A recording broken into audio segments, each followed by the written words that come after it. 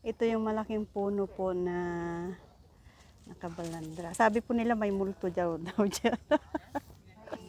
May white lady. May white lady nakatira, mayroong giant. Ay, ano na yun yung... Talaga doon nakatira at mga dumadaan. Ayan o. Ayan. So, kita mo yan. Oh. Isang puno lang siya noon. And then, dahil po yung ugat niya. Di ba yung ugat niya po. Yan. Tapos, nag-connect na po lahat-lahat. So, ganyan. Kakuan itong...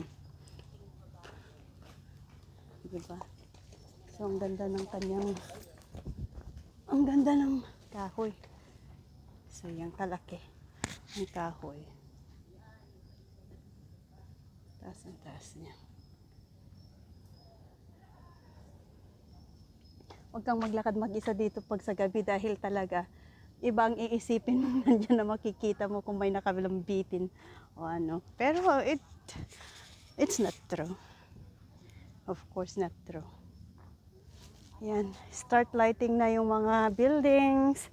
Makikita mo na yung mga beauty. Ito na yung abandon, di ba? The abandon. Dati may bahay dyan dito. Pero wala na siya ngayon. Pero doon sa banda doon may bahay. Yun yung ano, yung abandoned house.